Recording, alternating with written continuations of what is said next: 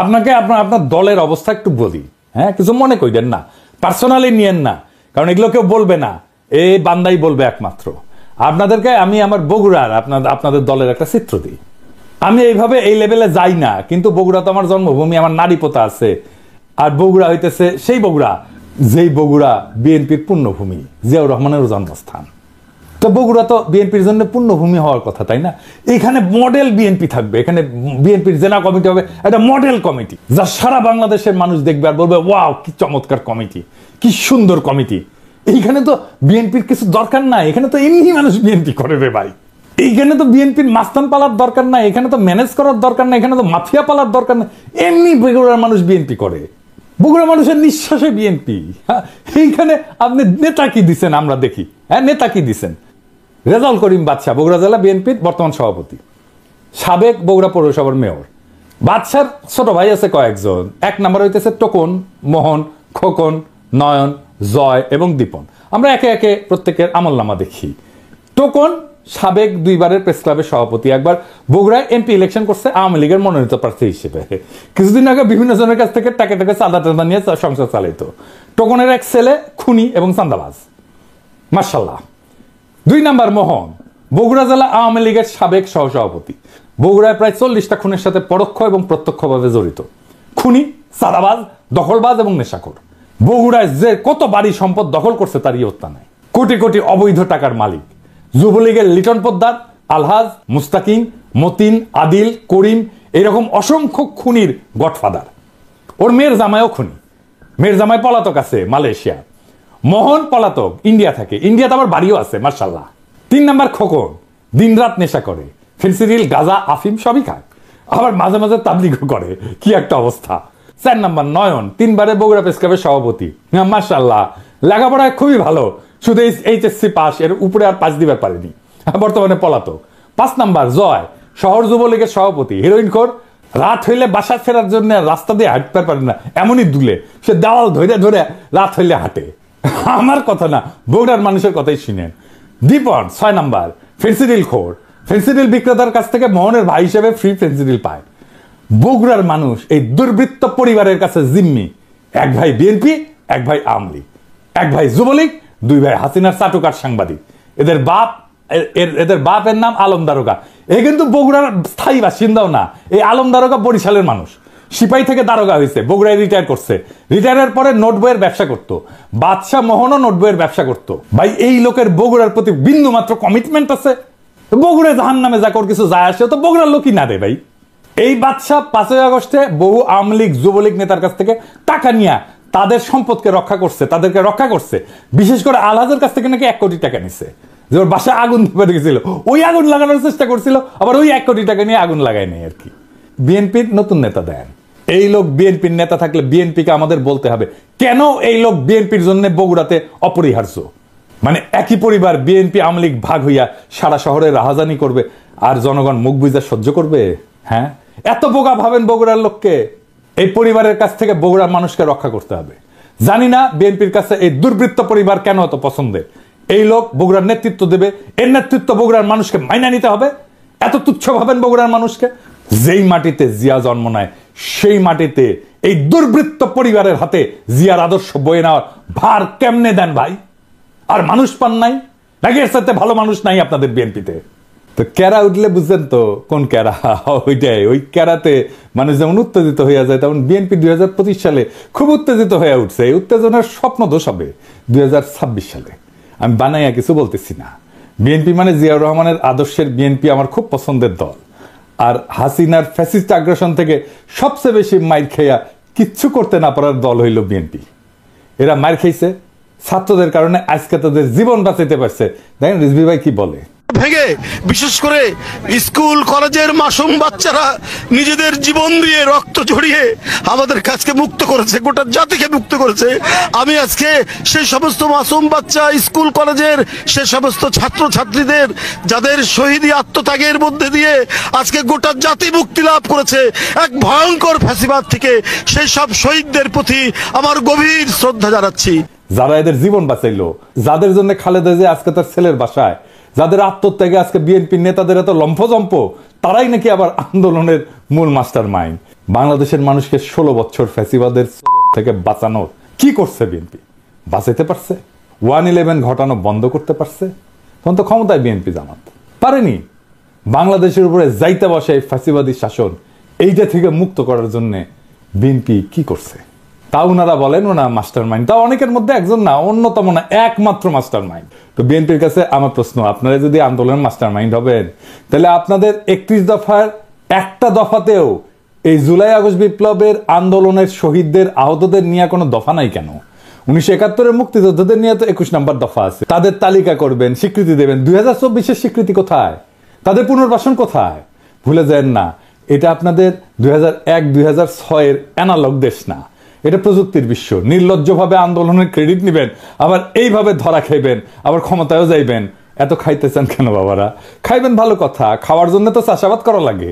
ছাত্রদের কি হালের বলদ পাইছেন যে তাদের ময়দা খেতে চাষ কইরা ক্ষমতা যাওয়ার স্বপ্ন দেখবেন? এই স্বপ্ন আপনার স্বপ্ন দোষ হবে 2026 সালে। চলেন দেখি কেন। 2026 বাংলাদেশের জন্য খুবই জটিল, খুবই কঠিন, খুবই অনিশ্চিত একটা বছর হবে। বাংলাদেশের মানুষকে হাসিনা সরকার উন্নয়নের যে মূলা দিছিল, ওই মূলা ক্ষেত দেখা 2021 সালে আমাদেরকে অনুন্নত রাষ্ট্র থেকে উন্নয়নশীল রাষ্ট্রের মর্যাদা দেওয়া হয়েছিল। মর্যাদা না, কিন্তু এই উন্নয়নশীল রাষ্ট্র হিসেবে বাংলাদেশের জন্য অপেক্ষা করতেছে কি কঠিন চ্যালেঞ্জ। সব চ্যালেঞ্জের কথা আজকে কমু না, তবে আমরা মাঝে মাঝে বিএনপির এইভাবে পরীক্ষা নিব। আপনাদের প্রথম চ্যালেঞ্জ হইলো না না, সব চ্যালেঞ্জের কথা আজকে কমু না, আজকে কয়েকটা চ্যালেঞ্জের কথা কমু, বাকিগুলো খুঁজে বের করেন। আপনারা তো বহুত বুঝেন, সবার থেকে বেশি বুঝেন। আমাদের প্রথম চ্যালেঞ্জ হলো 2026 সাল থেকে আমরা ইউরোপিয়ান বাজারে জিএসপি প্লাস পাবো না। জিএসপি হইলো সেই মেকানিজম যেটা দিয়ে ইউরোপিয়ান বাজারে আমাদের পণ্যের, বিশেষ করে গার্মেন্টসের শুল্ক মুক্ত প্রবেশ নিশ্চিত করা হয়। এর মধ্যে অন্যতম হইল তৈরি পোশাক শিল্প। 2026 সালে জিএসপি প্লাস পাওয়ার অন্যতম শর্ত হইল সুশাসন, কলকারখানার শ্রমিকদের অধিকার নিশ্চিত করা। সুশাসনের কথা কইলাম না, ওইটা আপনারা কেমন পারবেন সেটা 2001-2006 সালের কথা মনে আছে, কিন্তু কলকারখানার শ্রমিকদের অধিকার নিশ্চিত করতে আপনারা যে পরিকল্পনা দরকার সেটা আপনাদের নাই। কেন জানেন? আপনারা হইলেন ব্যবসায়ী আর বুর্জাদের নিয়ে তৈরি দল। গরিব মানুষরা রক্ত দেয় আর বড় লোকরা মাখন খায়। আপনাদের যারা জনগণের সাথে সম্পৃক্ত ছিল তাদের কি অবস্থা আমি একটু পরে দেখাবো। হ্যাঁ, কি অবস্থা, বের করে দেন, নয়তো মেরে ফেলে, পিঠে মরে যায়, বনে বাজারে ঘুমায় বেড়ায়। ঢাকায় এসে রিক্সা চালাইছে যে সমস্ত লোকেরা, দারোয়ান হয়েছে, পাঠাওয়ে কাজ করছে, তাদের কোনো খবর থাকে না। সবাই আইসা তখন টেকার লোভে জড়া হয় আশেপাশে, অর্থলোভী এলিট। আর এই রাসেলের মতো লোকেরা আপনাদের দলে ভিড়তেছে, নতুন এসালম হয়ে উঠতেছে। এই বিএনপিতে অলিগার ভিড়তেছে না? এদের টাকা কামানোর একমাত্র উপায় হইল শ্রমজীবী মানুষের শোষণ। এরা তো শ্রমিকদের বেতন দিবে না, কলকারখানায় উন্নত কাজের পরিবেশ তৈরি করবে না, কারণ এইগুলা করলে তো টাকা কামাবে কেমনে। তাই আমরা বিএনপির ক্ষমতায় আসলে জিএসপি প্লাস পাবো না, লিখে রাখেন। আর আমরা ইউরোপিয়ান বাজারে আমাদের যে অ্যাডভান্টেজ ছিল, পণ্যের যে অ্যাডভান্টেজ ছিল, আমরা যে দাম দিতে পারতাম সেটা আমরা দিতে পারবো না, সেটা হারাবো, লিখে রাখেন। আর একটা চ্যালেঞ্জ হলো 2026 সাল থেকে আমাদের উপর আন্তর্জাতিক কপিরাইট আইনের প্রয়োগ শুরু হবে। এর মানে কি জানেন? সবকিছুরই কপিরাইট আছে, বুঝছাও, সবকিছুর। ওই কপিরাইটের ফি দিতে হয়। বইয়ের যেমন কপিরাইট থাকে, আমি অবশ্য বইয়ের কপিরাইটের ফি পাই না, আমি কপিরাইট ছেড়ে দিচ্ছি। সেজন্য দেখেছেন না মেলা বই আবার ছাপা হয়ে খালি বিক্রি হয়, কিন্তু এটা পয়সাকালে আমি পাই না। এইরকম কপিরাইট আছে পৃথিবীর সব জিনিসের উপরে, ওষুধের উপরে আছে। তো এই কপিরাইটের যখন প্রয়োগ শুরু হবে তখন ওষুধের কপিরাইটের ফি আমরা এখন দেই না, সেজন্য আমাদের দেশে ওষুধের দাম কম। এই কপিরাইট আইন প্রয়োগ শুরু হলে প্রথম ভিকটিম হবে আমাদের ওষুধ শিল্প। আজকে গরিব মানুষ যে ওষুধ 10 টাকা দিয়ে কিনে খেতেছে তার দাম হবে 500 টাকা। আমাদের যখন ওষুধ উদ্ভাবনের যে সূত্র, তার জন্য রয়্যালটি দিতে হবে, কপিরাইট ফি দিতে হবে।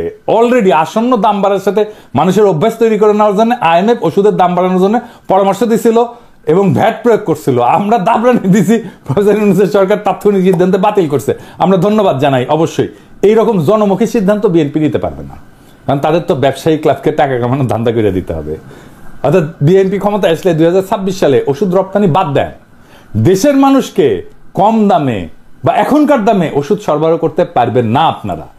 এরপরের চ্যালেঞ্জ হলো বিদেশিরা আমাদের যে সহজ শর্তে ঋণ দেয় সেটা বন্ধ হয়ে যাবে। আমাদের তখন উন্নয়ন বাজেটের ঘাটতি মোকাবেলা করতে বাণিজ্যিক হারে বৈদেশিক ঋণ নিতে হবে। তাইলে বুঝতে পারতেছেন, সুদ দিয়া ঋণ নিতে হবে। ওই টাকাটা আমরা কেমনে পাবো? ওই টাকাটা উপার্জন করবো কত? উপার্জন করে তো সুদ শোধ দিতে হবে। আভ্যন্তরীণ অর্থনৈতিক সক্ষমতা তৈরি করে তারপরে ওই সুদটা শোধ দিতে হবে। এটা কেমনে করবেন আপনারা জানেন? আপনাদের কাউরে তো কোনোদিন এইসব নিয়ে কথা কইতে দেখি না। এইসব ফাও মজা করার দিন শেষ। বিএনপির যারা ভাবতেছেন যে ক্ষমতা এসে 16 বছরে ক্ষুধা মিটাবেন, তাদের জন্য এক বালতি সমবেদনা রইল। এইরকম প্রস্তুতি নিয়ে ক্ষমতা আসলে পাবলিক টাইনে নামায় দিবে যদি দায়িত্ব নিতে না জানেন। 4 নম্বর হইতেছে আমেরিকান সাহায্য বন্ধ হয়ে গেছে সারা দুনিয়ায়। আমাদের তৃতীয় সাহায্যদাতা দেশ ছিল আমেরিকা এই ট্রাম্প আসার পরে। 1 আর 2 নম্বর হইতেছে জাপান আর ইংল্যান্ড। 2022 সালে কত টাকা দিছিল আমেরিকা তারা জানেন? আমেরিকা, শুধু আমেরিকা, $32 বিলিয়ন। এই টাকাটা হাওয়া হয়ে যাবে। কই পাবেন সেটা? $32 বিলিয়ন তো লাগবে। তাইলে কেমনে সামাল দেবেন? কোত্থেকে পাবেন? আমাদের পাছা ঢাকতে সামনে উদাম হয় আর সামনে ঢাকতে পাছা উদাম হয়। পারবেন এই টাকার বিকল্প যোগান দিতে? পারবেন না ভাই। দেখেছেন তো IMF $4-5 বিলিয়ন দিতে কিরকম প্যারাপ্যারি করে। $32 বিলিয়ন কোটি থেকে পাবেন। তবে এইসব চ্যালেঞ্জের সমাধান আমাদের জানা আছে, কারণ আমরা গত 10 বছর যখন হাসিনারে খেদানোর আন্দোলন করেছি তখন আমরা এটা নিয়ে কাজ করে রাখছি, ঠিক করে রাখছি। হাসিনা জয় বাংলা হইলে আমাদের কি কি করা লাগবে, এই সংকট মোকাবেলা করার জন্য কি কি করা লাগবে সেটা আমাদের প্ল্যান করা আছে।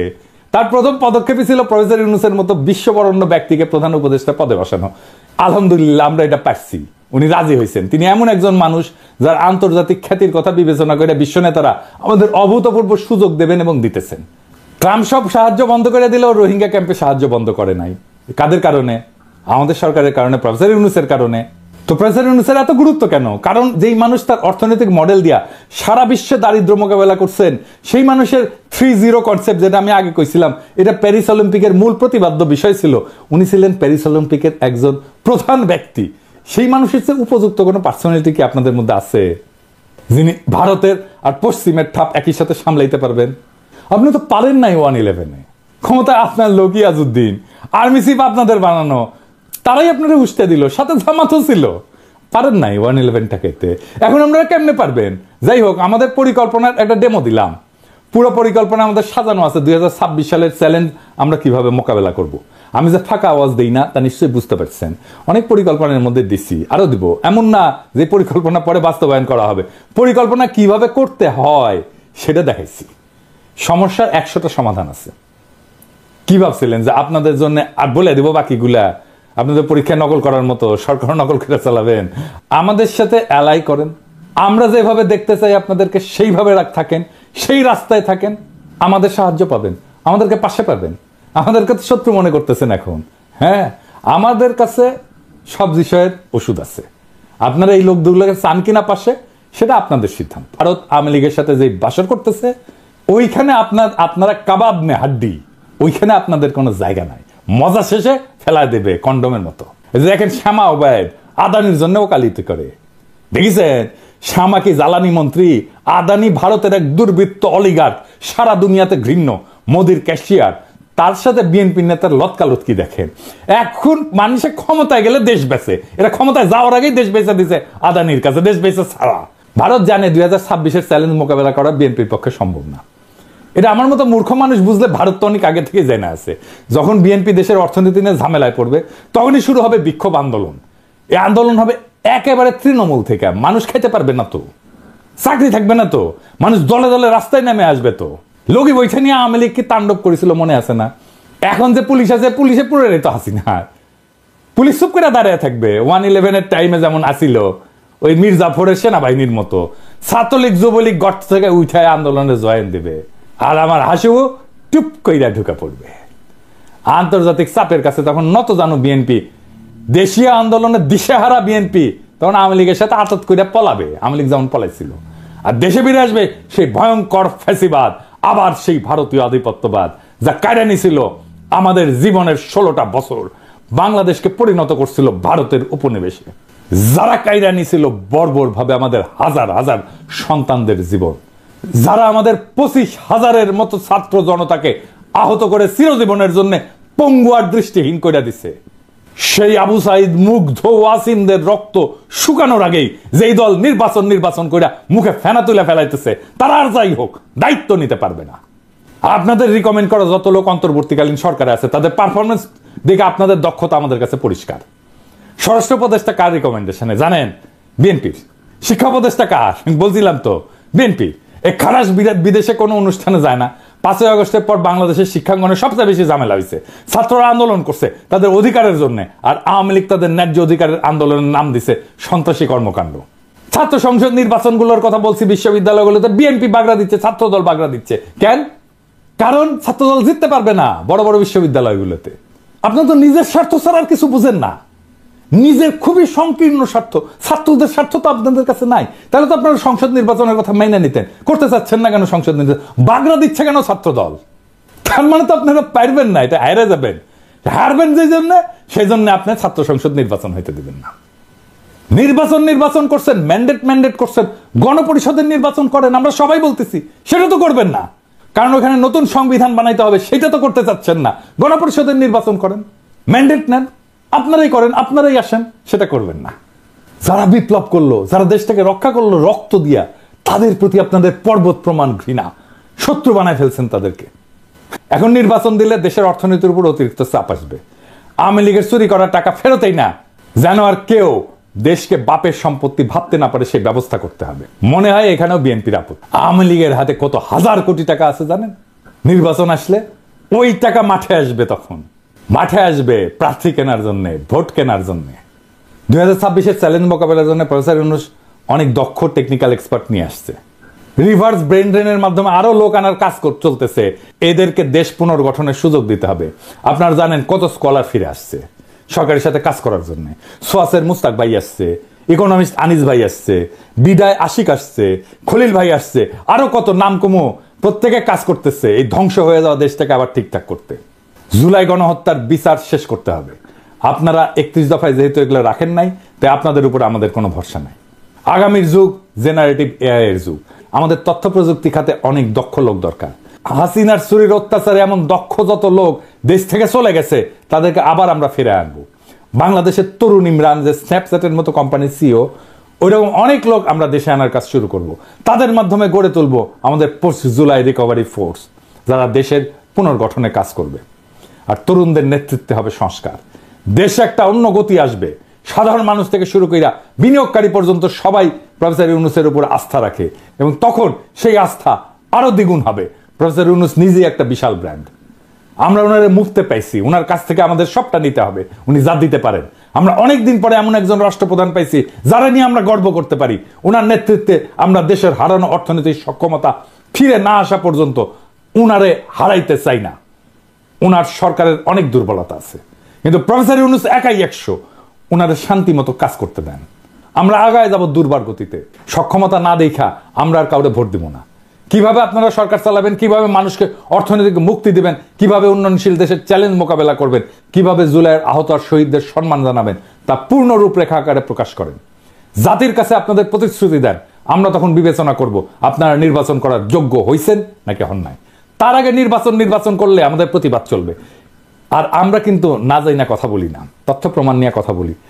আমরা যদি কথা বলা শুরু করি, আমাদের বিরোধী বানায়েন না, আমাদের শত্রু বানায়েন না, আপনাদেরই ক্ষতি। জনগণ আর মার্কা দেখা ভোট দেবে না, মানুষকে বলদ ভাইবেন না। জনগণ ভোট দেবে যোগ্য এবং দক্ষ প্রার্থীকে। ভোটের আগের হিসাব আর চলবে না, টাকা দিয়া ভোট কেনা যাবে না। আমরা একটা শুদ্ধ বাংলাদেশ চাইছিলাম, তার জন্য আমাদের সন্তানেরা অকাতরে জীবন দিছিল। একই পাক চক্রে ঘুরপাক খাওয়ার জন্য তারা জীবন দেয় নাই। আমরা চাই বিএনপি নতুন সময়ের দিশা দিক, মানুষের এই বিপ্লবী আকাঙ্ক্ষাকে ধারণ করুক। আমরা একটা নতুন বাংলাদেশ চাই। আপনাদের দল পরিশুদ্ধ করেন, দেশের অর্থনীতি গতিশীল করে সব চ্যালেঞ্জ মোকাবেলা করে প্রফেসর ইউনূস যথাসময়ে নির্বাচন দিবেন। এইটা মেহরবানি করে ওনার উপরে ছাইরা দেন, ওনার বিবেচনার উপরে। আমরা দেশবাসী ওনার উপরে আস্থা রাখছি, আপনারাও রাখেন। দেশবাসীর মুখোমুখি দাঁড়ায়েন না মেহরবানি কইরা। আপনারা আমাদের সহযোদ্ধা, আমরা ছাত্রদের নেতা মানছিলাম। এবার আপনারাই আমাদের নেতা হইয়া ওঠেন, নেতার মতো আচরণ করেন। নেতাদের আকাশের মতো উদার হইতে হয়। নেতা সেই যে নিজে কাঁদে, অন্যকে কাঁদায় না। নেতা সেই যে কোনো কিছুর আকাঙ্ক্ষা করে না। নেতা সেই যে জনগণের সব কষ্টকে, সব দুঃখকে নিজে আপন কইরা নিতে পারে। নেতা সেই যে সবচেয়ে দুর্বল মানুষের আশ্রয় হয়ে উঠতে পারে। নিজেকে প্রশ্ন করেন সেই জায়গায় আসছেন কিনা।